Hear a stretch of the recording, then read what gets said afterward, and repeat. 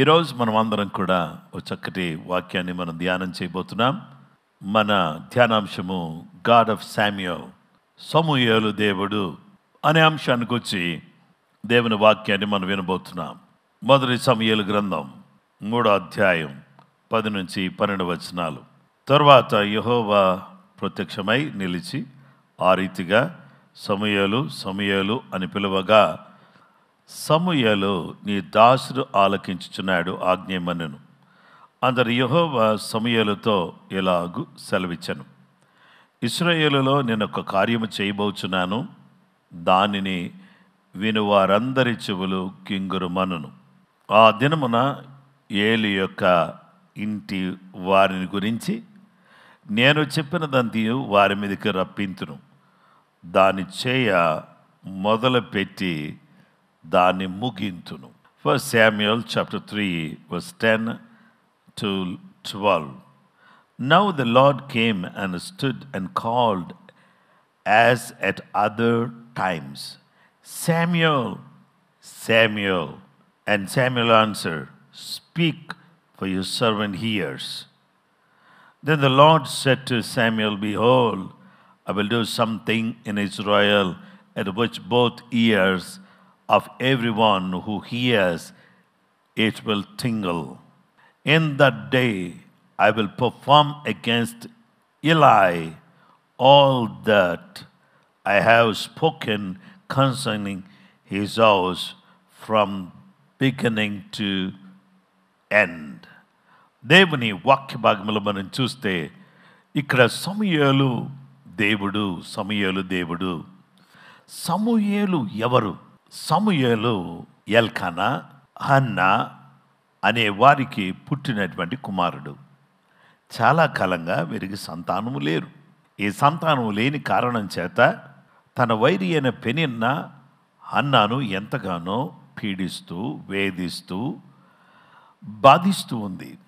ఇలాంటి టైంలో దేవుని సముఖములో షిలోహులో ఉన్న దేవుని మందిరానికి వచ్చి హన్నా విజ్ఞాపన చేసింది, అయ్యా నాకు మగ బిడ్డను దయచేయి, అతన్ని ఆ బిడ్డ పుట్టిన తోడనే నీకు అర్పించేస్తాను, నీ పని కోసం నేను ఇచ్చేస్తానయ్యా అని ఆమె ప్రార్థన చేసింది. దేవుడు ఆమెను జ్ఞాపకం చేసుకుని ఆమె గర్భమును తెరిచి జీవం గల దేవుడు ఒక కుమారుని దయచేశాడు. ఆ కుమారుడి పేరే సమూయేలు. సమూయేలు అనగా ఆస్క్ ఆఫ్ గాడ్, దేవుని అడిగి నేను పొందుకున్నాను అని హన్నా చెప్పింది. హన్నా ఆ చిన్నవాడిని తీసుకొచ్చి పాలు విడిచిన తోడనే ఆ చిన్నవాడిని దేవుని మందిరములో ఏలీ సమక్షములో ఆ చిన్నవాడిని పరిచర్య కొరకు ఇచ్చివేసింది. ఇలా పరిచర్య కొరకు ఇచ్చివేసినటువంటి సమయంలో జరిగినటువంటి ఒక అద్భుతమైనటువంటి కార్యం ఏంటి అనేటటువంటి విషయాన్ని మనం చూస్తే, దేవుని బిడ్డలారా, సమూయేలు ఏలి ఎదుట యెహోవాకు పరిచర్య చేస్తున్నాడు. చిన్నవాడు పరిచర్య చేస్తున్నాడు, చిన్నవాడు పరిచర్య చేస్తున్నాడు. సమూయేలు చిన్ననాటి నుండి మందిరములో పని చేస్తున్నాడు. దేవునికి స్తోత్రం కలుగును గాక. ఇతడు రాత్రి వేళలో నిద్రపోయినప్పుడు దేవుడు ఏం చేశాడంటే అతనితో మాట్లాడడం ప్రారంభించాడు. ఇప్పుడు సమూయేలు దేవుడు ఏం చేసే దేవుడు అంటే, who speaks, God of Samuel, the God who speaks, మాట్లాడే దేవుడు. హల్లెలూయా, ప్రైజ్ ద లార్డ్, హల్లెలూయా. మన దేవుడు మాట్లాడే దేవుడు. ఆయన ఒక చెక్క కాదు, ఒక బొమ్మ కాదు, ఆయన ఒక విగ్రహం కాదు, ఆయన సజీవుడు. ఆయన ఏం చేసే దేవుడు కొన్నాడంటే ఆయన తన బిడ్డలతో మాట్లాడే దేవుడు. దేవుని వాక్య భాగంలో మనం చూస్తే ఆయన ఏమంటున్నాడంటే, పేరు పెట్టి పిలిచే దేవుడు, మాట్లాడే దేవుడు. సమూయేలు, సమూయేలు అని పిలవగా సమూయేలు అంటున్నాడు, అయ్యా నీ దాసుడు ఆలకిస్తున్నాడు, దేవుడు పిలుస్తున్నాడు, దేవుడు మాట్లాడుతున్నాడు, అయ్యా నీ దాసుడు ఆలకిస్తున్నాడు, దయచేసి దయచేసి నాకు ఆజ్ఞ ఇమ్ము అని అన్నప్పుడు దేవుడు అతనికి అనేక విషయాలు తెలియపరుస్తూ వచ్చాడు. ఆనాటి ప్రధాన యాజకుడిగా ఉన్నటువంటి ఏలి తన కుటుంబం దేవుని ఎదుట ఏ విధంగా ప్రవర్తిస్తున్నారో ఏ విధంగా తమ జీవితంలో వాళ్ళు ప్రవర్తించారో ఇదంతా కూడా చూసినటువంటి దేవుడు, ఎరిగిన దేవుడు ఏం చేస్తున్నాడు తెలుసా? దేవుడు అతనితో మాట్లాడి, సమూయేలుకు చిన్నవాడు, ఏలీ కుటుంబానికి దేవుడు ఏం చేయబోతున్నాడో అది విన్నటువంటి వారి చెవులంతా కూడా గింగురమంటది అని దేవుడు మాట్లాడడం ప్రారంభించాడు. దేవుడు మాట్లాడితే ఎన్నో అద్భుతాలు జరుగుతాయి. దేవుడు మాట్లాడితే ఏం జరుగుతుంది అని అంటే, దేవుడు మాట్లాడకపోతే మనకి ఏమీ తెలీదు. కానీ దేవుడు మాట్లాడితే ఏం జరుగుతుందంటే మన భవిష్యత్తు బయటకు వస్తుంది. మన జీవితాల్లో గొప్ప కార్యాలు జరుగుతాయి. ఒక మాట సెలవిస్తే స్వస్థత కలిగింది. మాట సృష్టించే మాట, స్వస్థపరిచే మాట, విడిపించే మాట, నడిపించే మాట, జీవితాలను బలోపేతం చేసే మాట. ఇలాంటి మాట దేవుడు సమూయేలుతో పలికినప్పుడు సమూయేలు జీవితం ఒక విశిష్టమైన రీతిలో తన జీవితం మారిపోయినట్టుగా దేవుని వాక్యం మనం చూస్తున్నాం. అయితే God of Samuel, the God who builds. సమూయేలు దేవుడు, నిర్మించే దేవుడు. దేవునికి స్తోత్రం. నిర్మించువాడు దేవుడు, నిర్మించువాడు. దేవునికి స్తోత్రం. దేవుడు ఏం చేస్తాడు? నిర్మించువాడు. హల్లెలూయా. God who builds. దేవుడు నిర్మిస్తాడు, నిర్మించే దేవుడు.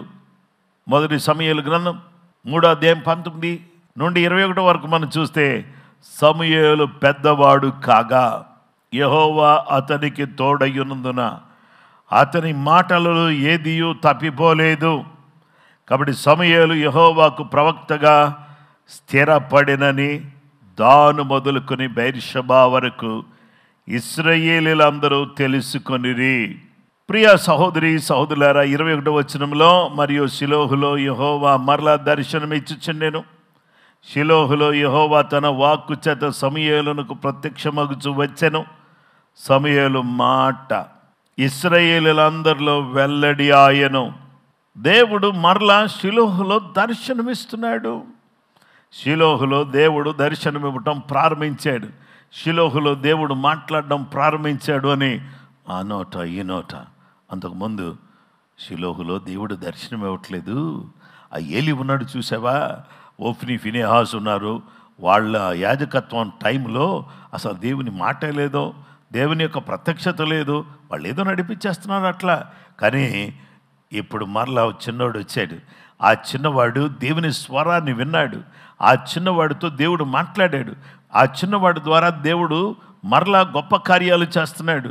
ఈ చిన్నవాడి ద్వారా దేవుడు ఏం చేస్తున్నాడంటే, మనుషులను నిర్మించటానికి దేవుడు తన కృప అనుగ్రహించుచున్నాడు అని ఈ మాట ఒక్కటైనా కానీ ఏం చేయలేదంటే తప్పిపోలేదు. పరిశుద్ధ గ్రంథంలో మనం చూస్తే యెహోషువ గ్రంథం 23:14 ఇదిగో నేడు నేను సర్వలోకుల మార్గంలో వెళ్ళుచున్నాను. మీ దేవుడిని యెహోవా మీ విషయమై సెలవిచ్చిన మంచి మాటలన్నిటిలో ఒక్కటి అయినను తప్పి ఉండలేదు, మీరు అనుభవపూర్వకంగా ఎరుగుదురు అని. అవి అన్నీ మీకు కలిగిన వాటిలో ఒకటి అయినను తప్పి ఉండలేదు. దేవుడు సెలవిచ్చిన ఏ మాట కూడా తప్పిపోయేది కాదు. దేవుడు మనల్ని నిర్మించేవాడు. He wants to build. ఎలా కట్టాలి అని అంటే, ఆలయముగా కట్టాలి, నివాసముగా కట్టాలి, అర్పించేటట్టుగా కట్టాలి. మొదటిగా ఆలయముగా కట్టబడాలి.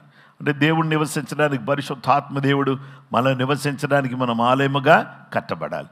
రెండవ విషయానికి వస్తే, దేవుని నివాసంగా మనం కట్టబడాలి, దేవుడు నివసించేటట్టు.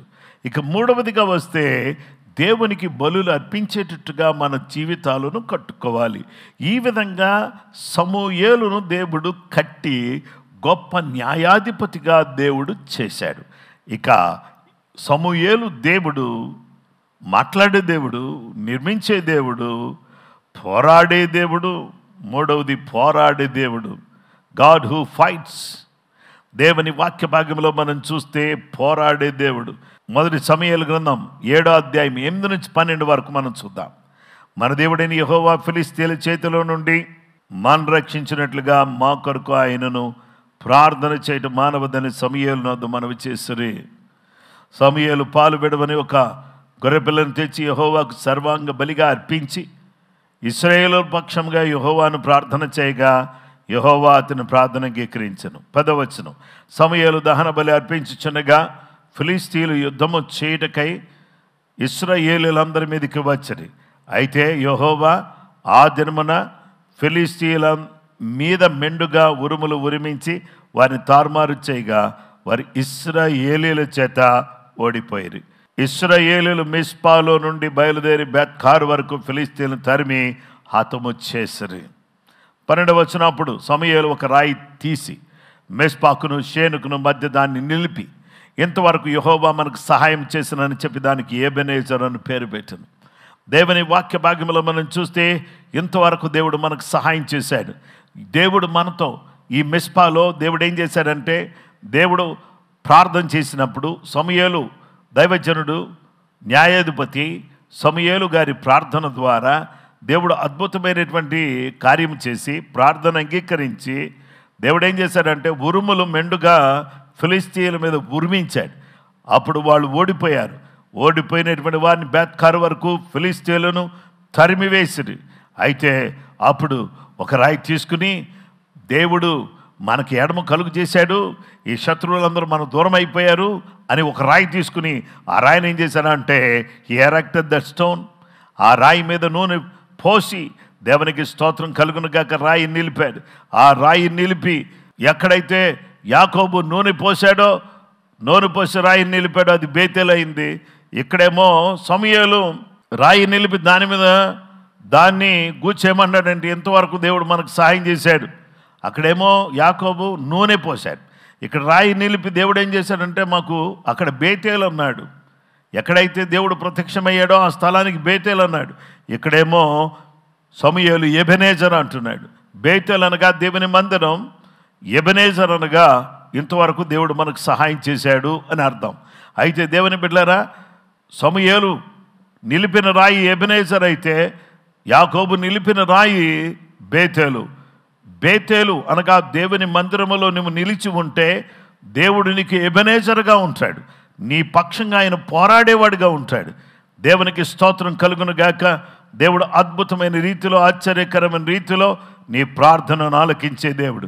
కాబట్టి ఇశ్రాయేలులందరినీ కూడా మిస్పాకు పిలిపించినప్పుడు నేను మీ పక్షమని యెహోవాకు ప్రార్థన చేస్తానని సమూయేలు చెప్పాడు. వారు మిస్పాలో కూడి కొన్ని నీళ్లు చదివి యెహోవా సన్నిధిని పోశారు. అప్పుడు ఉపవాసమని యెహోవా సన్నిధిని తమ పాపాలని ఒప్పుకున్నారు. మిస్పాలో సమూయేలు ఇశ్రాయేలుకు న్యాయం తీర్చుచూ వచ్చాడు. అయితే ఇశ్రాయేలు మిస్పాలో కూడి ఉన్నారని ఫిలిష్తీయులు వినినప్పుడు ఫిలిష్తీయుల సర్దారులు ఇశ్రాయేలు మీదకు వచ్చిరి. ఆ సంగతి ఇశ్రాయేలు విని ఫిలిష్తీయులకు భయపడ్డారు. మన దేవుడని యెహోవా ఫిలిష్తీయుల చేతిలో నుండి మనల్ని రక్షించినట్లుగా మా కొరకు ఆయనను ప్రార్థన చేయడం మానవద్దని సమూయేలు దగ్గర మనవి చేశారు. ఇలా మనవి చేసినప్పుడు దేవుడే ఉరుములు మెండుగా ఉరిమించి దేవుడు అద్భుతమైన విజయాన్ని ఇశ్రాయేలు ప్రజలకు దేవుడు దయచేశాడు. సిస్టర్, ఈరోజు నీవు దేవుని సన్నిధిలో ప్రార్థన చేసే వ్యక్తి అయితే సమూయేలుకు విజయం దయచేసిన దేవుడు, ఇశ్రాయేలులకు విజయం దయచేసిన దేవుడు నీకు విజయం దయచేస్తాడు. బ్రదర్, మీకు విజయం దయచేస్తాడు. నీ వ్యాపారంలో, ఉద్యోగంలో, నీ జీవితంలో, నీవు చేసే ప్రతి పనిలో దేవుడు విజయాన్ని దయచేసే దేవుడుగా ఉన్నాడు. అపజయాన్ని దూరం చేసి విజయాన్ని ఇచ్చేటటువంటి గొప్ప దేవుడుగా ఆయన మనకు కనబడుతున్నాడు. నా ప్రియమైనటువంటి సహోదరి సహోదరులారా, దేవుడు మంచి దేవుడు, గొప్ప దేవుడు, విజయం ఇచ్చే దేవుడు, విజయ పదంలో, విజయ మార్గములో మన నడిపించేటటువంటి గొప్ప దేవుడు. ఆయన ఎలా ఉన్నాడంటే ఎబెనేజరు, ఎబెనేజరు, ఎబెనేజరుగా ఉన్నాడు.